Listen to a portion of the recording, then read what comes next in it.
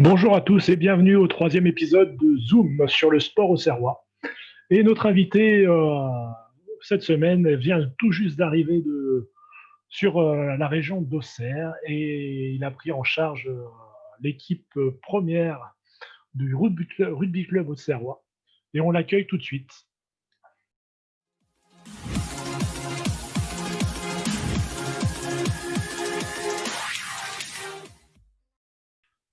Donc bonjour Raphaël, bienvenue sur le troisième épisode de Zoom sur le sport auxerrois consacré à l'Ovalie, au monde du rugby. Donc, bienvenue à l'émission, bienvenue à Auxerre.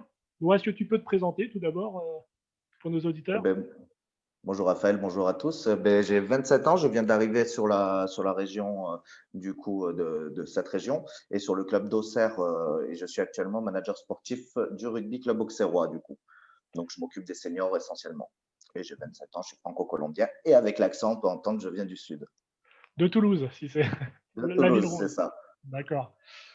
Et est-ce que tu peux présenter le club rapidement pour ceux qui ne le connaissent pas? Je pense c'est assez connu à Auxerre, mais C'est assez connu. En plus, il y a eu un petit développement là actuel. Il y a une nouvelle structure qui vient d'arriver, qui est intéressante. Donc le club, c'est club de rugby. Ça, je vais pas expliquer le rugby en général, qui prend toutes les catégories, du baby rugby, on va dire du moins de 3 ans, jusqu'à 18 au niveau de la formation, avec des centres d'entraînement et des sections sportives. Et on continue après jusqu'à pas d'âge avec la section les anciens et les seniors du coup qui évoluent en Fédéral 3 cette année et une nouvelle structure avec des bureaux, une salle de muscu qui vient d'arriver ouais. qui propose une belle structure pour évoluer. Une belle installation là qui vient d'être livrée en début de saison, là, En début de inaugurée, saison, inaugurée lors d'un match amical, je crois, hein, la c'est structure. ça, inauguré, voilà, rapidement. Après, on est dans un temps avec le Covid qui est un peu particulier, donc l'inauguration a été un peu, on va dire, petite et restreinte. Ouais. Après, oui, oui, ça a été inauguré. C'est un outil de travail exceptionnel, hein. Moi qui viens d'un niveau un peu plus supérieur que de la Fédérale 3 à la base, on est sur une structure voilà, qui est digne d'un club de Fédérale 1. Ouais, c'est ça. Ouais. Ok. Donc, tu es arrivé quoi cet été, tu viens de remplacer, tu arrives après une saison un peu compliquée pour le RCA en Fédéral 3. C'est quoi ton constat? Qu'est-ce que tu as trouvé de la ville? Comment s'est passé ton arrivée plutôt? Explique-nous un peu le. Eh bien, personnellement, une très bonne arrivée, un feeling. Bon, avec le Covid et l'arrêt du rugby avant la fin du championnat dans mon ancien club, ça m'a permis un peu d'avoir des contacts, de croiser certains joueurs en amont. Super contact. Je découvre une mentalité du coin qui est hyper intéressante, qui est assez ouvert avec des gens assez simples et intelligents, je vais dire, au niveau du rugby. Donc, super au niveau de l'intégration. Et en plus, c'est ce que recherchait au niveau du club. On était à peu près dans les mêmes recherches. Moi, je cherche à évoluer. J'ai connu un autre rugby et je souhaite évoluer en tant qu'entraîneur parce que je suis jeune et c'est mon souhait de formation, dirons-nous, de développement. Et en même temps, je recherchais le côté un peu humain rugby que moi, j'ai pas forcément connu avec le niveau supérieur. Et en plus, ce qui était que j'ai pu voir disparaître dans certains clubs amateurs, le côté un peu famille et le côté cohésion que le club recherchait aussi également et que les joueurs recherchaient. Et donc, on est tombé pile poil on va dire, sur les mêmes credos avec l'effectif qui était en place, les dirigeants et moi. En plus, bon, on va pas se mentir, j'arrive sur la bonne année avec la structure qu'on parlait juste avant, qui vient C'est sûr. d'arriver aussi. Tout à fait, tout à fait. Après, il y a un vrai renouveau au niveau du RCA, que ce soit récemment avec la nouvelle équipe dirigeante, et puis là, maintenant, avec toi qui vient d'arriver au niveau du club. Donc, C'est sûr, tout se en bouleverse un effet. peu là en 2 ans de temps. Il y a eu énormément de changements au niveau du club. Tout se bouleverse. Je pense que c'est aussi en lien avec les objectifs du club et les objectifs de développement et de montée du club, hein. Donc la structure, mais aussi, moi j'arrive peut-être sur un autre rugby. C'est un rugby beaucoup plus axé sur des joueurs de devant, on va dire sur le RCA depuis quelques années. Et moi j'arrive avec une autre philosophie de jeu, une philosophie de la région toulousaine, dirons-nous.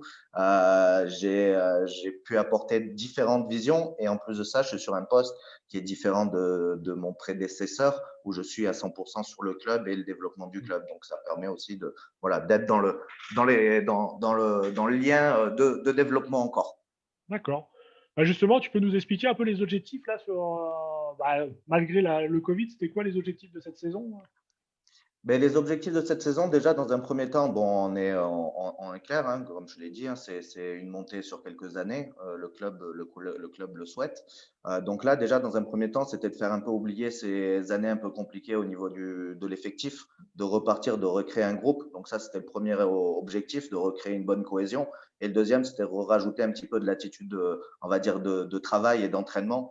Et ce petit côté mental aussi à gérer sur les joueurs. Ils avaient besoin, on a une équipe très jeune, ils avaient besoin de maturité. Je pense qu'ils l'ont fait dans la difficulté aussi les années précédentes. Et là, ça leur a permis de franchir un palier avec quelqu'un qui leur a apporté peut-être quelque chose de l'extérieur. D'accord. Tu peux me dire, 27 ans, tu as encore le temps de jouer ou c'est un choix, c'est un vrai. Non, non, c'est une blessure que j'ai eue à l'âge de 21 ans. J'ai eu un problème de KO. Donc, j'ai eu D'accord, un arrêt, on va dire, j'ai eu une période de ma vie assez compliquée d'accord, suite à un dernier coup à la tête. Et finalement, le rugby qui m'a apporté pas mal de choses. J'ai fini par remettre les pieds dedans en disant ce qui m'a apporté, ce serait bien que je puisse le retransmettre. d'accord, J'ai toujours été un peu dans cette optique et me revoilà dans le rugby depuis 4 ans en tant que coach. d'accord. Et c'était quoi ton poste Comment? C'était quoi ton poste? C'était 13. 13. J'ai joué centre. Bon, j'ai un peu joué tout. Mon poste de formation était 10, mais j'ai fini sur le poste de 13. D'accord. OK. OK, OK. On va passer à la question philo. Ouais. Bon, le Après, sport est pardon? pardon, vas-y, je t'écoute. Le sport est le dépassement de soi. Qu'en penses-tu? Eh ben, écoute, c'est une, c'est la mauvaise personne à qui tu dois poser cette question. J'adore plus ou moins la psychologie. Non, je rigole, mais non, mais ben, forcément, le sport et le dépassement de soi, ça va ensemble, que soit dans l'implication. Le sport va demander de l'engagement. Rien que, on va dire, on pourrait définir le dépassement de soi, mais forcément, il y a dans le sport, et c'est une des choses, hein, il y a action, le fait d'agir, le fait de vouloir faire les choses. Donc, il y a forcément un dépassement. Et je vais prendre un peu l'exemple du rugby. Il y a le côté sportif parce qu'on se mesure jusqu'à où on peut aller, nous, personnellement, donc le dépassement sur le terrain. Et il y a aussi tout ce qui va être social, psychologique pour le groupe, ce dépassement de soi, quand il fait 2 degrés, aller se mettre sur un terrain de rugby en short, je pense que là aussi, il y a une partie de part mentale qui est très importante et intéressante, et c'est ça qui est beau dans le sport, hein, dans ce côté-là. Hein. Finalement, c'est par ce dépassement de soi qu'on crée des choses, qu'on crée des histoires, et ça, c'est important et c'est beau. Et c'est ce que je demande à mes joueurs. Et ce dépassement de soi, ça demande de la présence et de vivre les choses au moment, on va dire, vivre les choses à 100%. Et c'est ce qu'on recherche un petit peu pour moi, hein, dans cette société, dans cette vie qui peut être un peu bridée des fois et un peu routinier, quotidien. Ouais, parfait comme réponse. Non, après, moi, c'est vrai que dans ces catégories un peu de, allez, entre, bah là, vous êtes en Fédéral 3, ça reste des joueurs amateurs, mais qui demandent une exigence en termes de préparation et d'entraînement qui est pas comme un pro, hein, on va mettre des trucs, mais qui demande de l'implication qui est importante quoi, à ce niveau-là. C'est important. Moi, je pense, bon, entre guillemets, pour moi, c'est un des niveaux le plus dur, le niveau fédéral, du moins le niveau fédéral entre la limite amateur et semi-professionnel. On doit gérer plusieurs clichés de joueurs qui souhaitent se développer, et qui souhaitent évoluer, des petits jeunes, par exemple, qui vont manger presque 5 séances d'entraînement par semaine, et d'autres qui viennent là aussi pour pouvoir évacuer, qui sont obligés de se donner à l'entraînement, mais qui peuvent moins fournir. Ils ont du travail, c'est différent, c'est le monde amateur. Et donc, c'est un niveau très compliqué parce que c'est toujours à naviguer entre la vie professionnelle, qui est vraiment leur vie à côté, et cette vie de dépassement où, en plus, au rugby, on a du mal à gérer. Et de temps en temps, on a tendance à vouloir en donner trop sans forcément prendre, euh, prendre soin de l'organisme. Et ça, c'est ça qui est compliqué avec ce niveau-là. Donc, il y en a de l'engagement. Quand il y a du plaisir, il y a de l'engagement. Ouais. Mais il faut faire attention. Ok. Bon, on en a parlé un petit peu, mais là, vous faites un bon début de saison. Sur les premiers matchs, vous avez plutôt positif. Vous êtes troisième de mémoire. Ah, je suis désolé, on est descendu un petit peu. On est cinquième actuellement. On a refait une petite défaite à la fin. Ah oui, On d'accord. fait, on fait une saison. C'est prometteur. La saison qu'on fait par rapport au groupe qu'on a construit, par rapport au potentiel que j'ai pu voir sur les joueurs, on fait une saison qui est pour le moment honnête et qui est prometteur dans le sens où on a sur chaque match pris des points.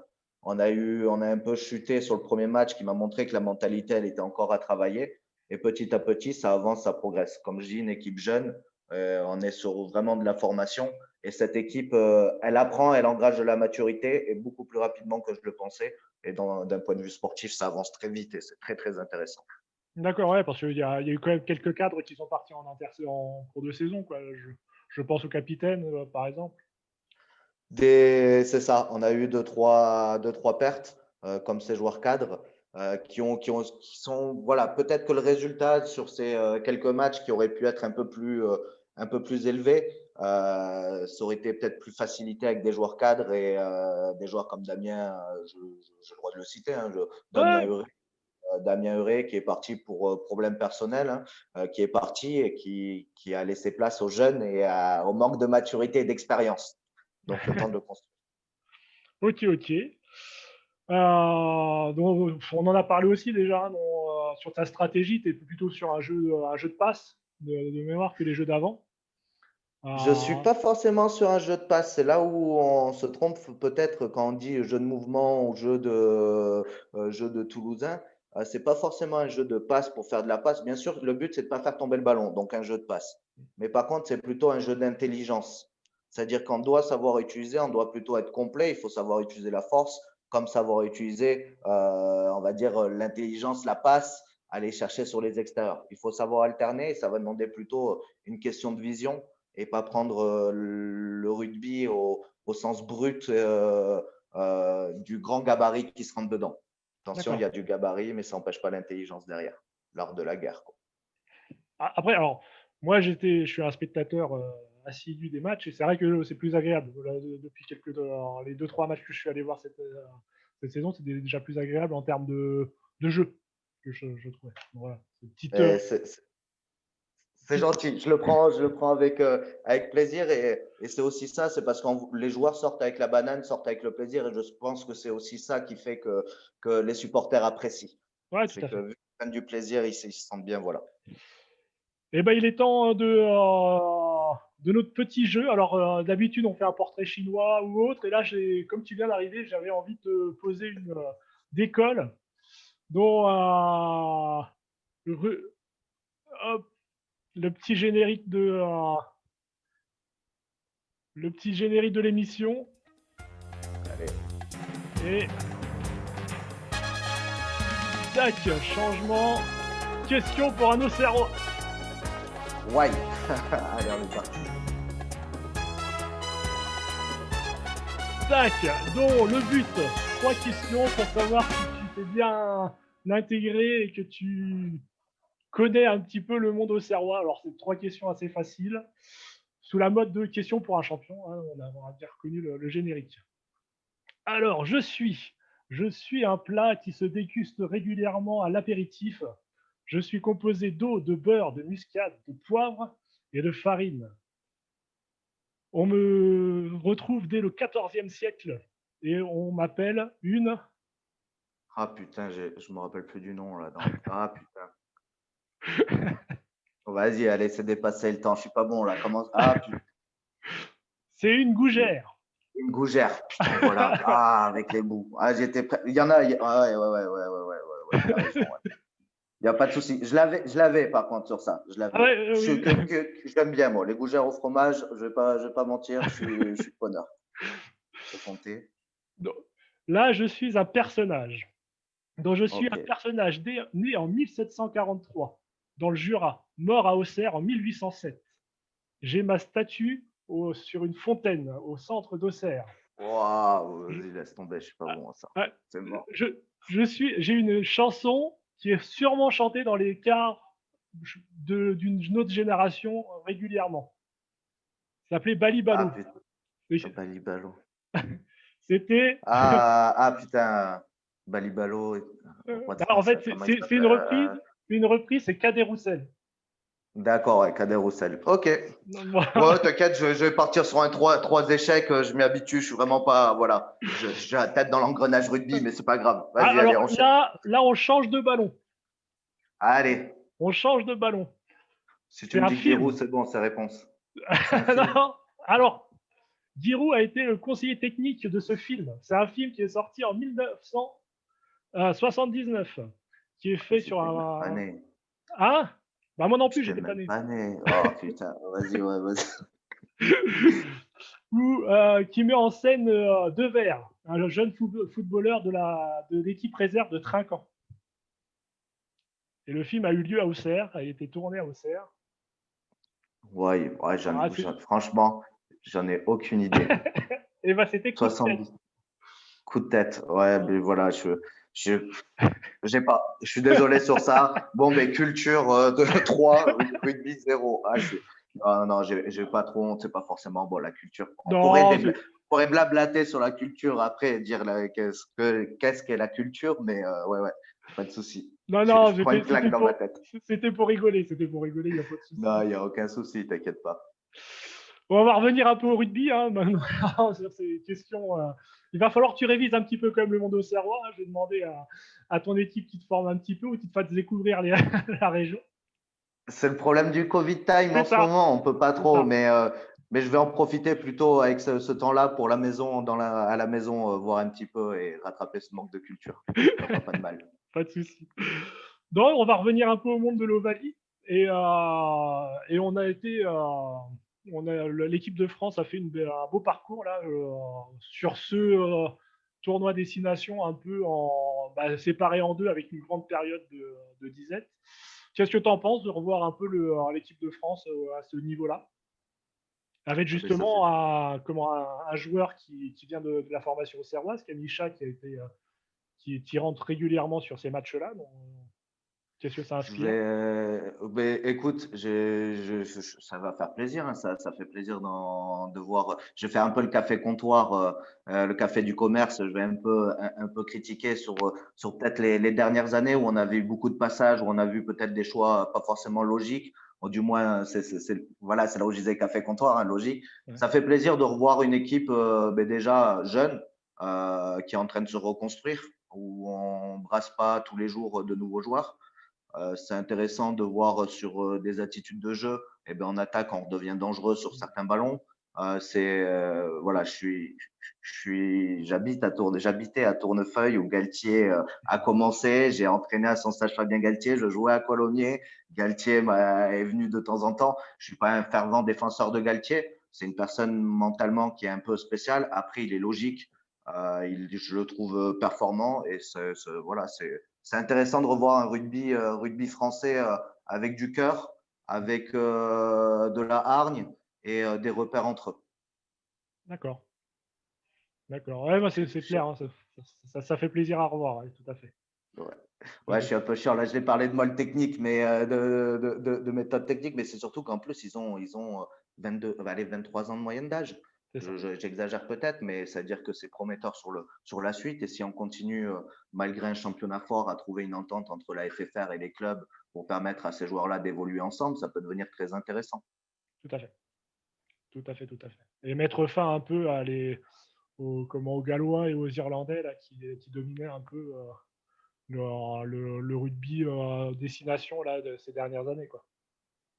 Ouais, c'est sûr, c'est sûr. Après, c'est explicable. Bon, c'est des championnats. Il faut prendre en compte les championnats aussi Ah, tout à fait. nationaux qui Mm. sont à prendre en compte et l'envergure ne sont pas c'est pas les mêmes, on va dire, style de championnat. Mm.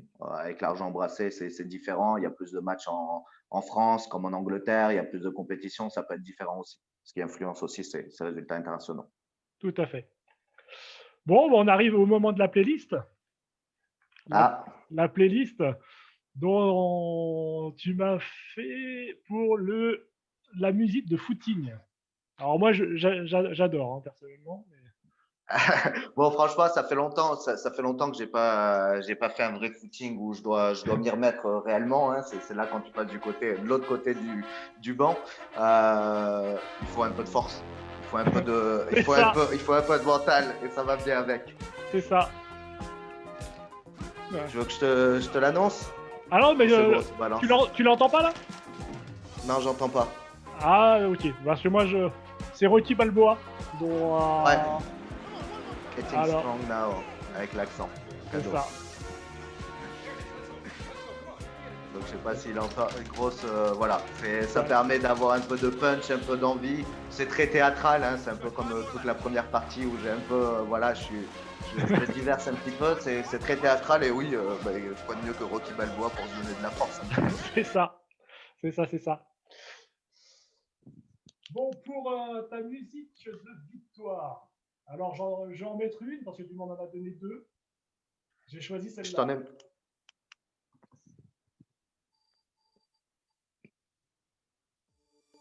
toujours pas. Ah. Tu m'entends là? Je l'attends. Bon, ça c'était plutôt la mienne en perso, enfin pas en perso, quand j'étais joueur, hein, qu'on avait à Colomiers ou j'ai eu dans d'autres clubs, hein. La gala qui est du mythique, hein, pour les fins de match. Pour le fin de match. On va dire que c'est comme les autres que je t'ai mis, c'est souvent des musiques avec très peu de paroles, en fait, qui sont simples à chanter et qui permettent un petit peu d'évacuer à la fin d'un match où on a mis les tripes, dirons-nous. Bah, cette chanson, elle est connue aussi en France parce que lors du dernier Euro, il y a les Irlandais d'ailleurs qui avaient pris cette chanson, qui avaient repris une chanson sur ça. Et c'est une musique de stade, quoi. C'est vrai, c'est une musique de stade, t'as raison. C'est ça. Hop, on va changer. La musique de défaite. Bon, donc là, j'en ai mis une particulière, c'est plutôt histoire, mais tout ce qui va être sur de l'ordre de l'émotion, du classique ou des musiques qui vont être avec des paroles. Musique de vestiaire. Tu m'en as donné deux. Pareil, j'en ai choisi une. Il va falloir vraiment que tu m'expliques. J'espère qu'on va Ah, bien l'entendre parce que ça, t'as balancé les chants chamaniques, c'est c'est ça. sûr. Donc, j'ai deux choses. Déjà, bon, y a toujours un peu l'historique, hein. Je suis franco-colombien. Je suis d'origine colombienne, hein. Du coup, j'ai ce petit côté attache racine amérindienne. Et bon, c'est des petites choses. Je suis beaucoup dans l'énergétique. J'ai beaucoup de petites choses où j'apprécie. Et du coup, pour faire le vide, c'est vrai que quand on a une journée longue ou une semaine longue, quand je devais jouer, il y a deux méthodes où j'arrivais vraiment vide. Et l'important, c'est d'avoir l'instinct sur le terrain. C'est d'éviter de penser à toi qui es sportif aussi, à ce que tu vas manger ce soir quand tu es en train de jouer et que tu es censé faire un bloc ou quelque chose du genre. Donc, j'ai besoin de faire le vide et pour ça, c'est vrai que j'utilise les chants chamaniques. Ça m'est arrivé avant de rentrer, histoire de faire le vide. Il y a du chant chamanique, comme ça peut être de la méditation bouddhiste, ça peut être pas mal de choses. Donc, le chant chamanique, c'était mes dernières. Je vous laisse apprécier. Ok, ok. Bon, ça dure 29 minutes. Bon, on va peut-être le laisser. Bien sûr, c'est des petits moments où je coupais de temps en temps, où je mettais. C'est parce que je n'entends pas la musique, je ne sais pas si, Ah, si d'accord. elle est Ok, diffusée. ok, ok. Et pour la dernière chanson, la plus belle musique qui parle du sport. Alors, c'est Ouais. étonnant parce que ça fait le troisième et le troisième, à chaque fois, je ne les connaissais pas trop. Et celle-là, je ne la connaissais pas du tout. Et, bon, C'est vrai.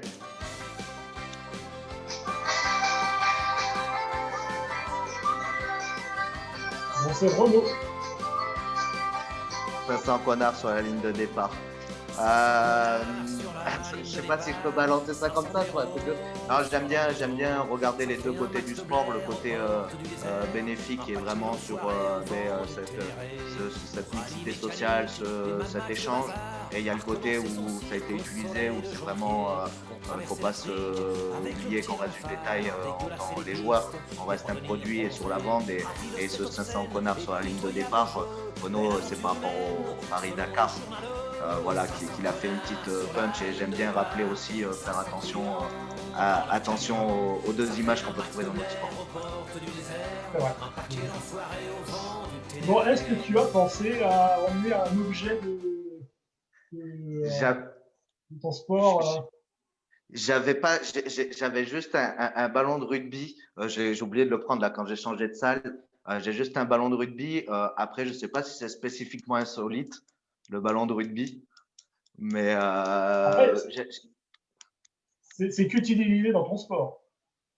Il n'y a pas d'autre c'est sport que qui utilise c'est ça. un petit peu différent, mais on va retrouver cette balle-là dans le football américain qui va être utilisée de manière différente, qui va être un peu plus grosse, plus petite sur le football américain, mais on va le retrouver. En réalité, l'objet, mais pas l'objet qu'il faut parler au rugby et qui est vraiment insolite, c'est la mêlée. C'est ça, tout à fait. C'est le seul sport au monde où il y a un combat collectif. La mêlée, tu vas pas retrouver d'autres sports où tu vas avoir une zone d'affrontement qui va être liée à la cohésion collective. Tout à fait. Le football américain, quand ça a poussé, ça va être individuel. Donc Mm. ça, c'est vraiment… je crois pour moi, hein, c'est grâce à cette mêlée que le rugby devient non discriminatoire par rapport au gabarit. Parce qu'il va demander des forces différentes et du coup, les petits piliers vont pouvoir, enfin, les petits costauds qui n'ont pas forcément eu le corps de mannequin qui peut être compliqué, ben, au rugby, ont complètement leur place et au contraire sont recherchés sur certaines caractéristiques de poste. Tout à fait. Tout à fait. Il y a peut-être aussi en ballon, il y a peut-être le football australien aussi qui doit utiliser ce type de ballon-là. Ouais, il y a le football australien qui utilise un ballon similaire. Un peu différent, pareil, parce qu'il le tape à la main, il est aussi différent. Ouais, c'est ça. Football, tu as même le rugby à 13, donc il reste du rugby, mais qui est différent. Bon, ça se retrouve. Ouais, tout à fait.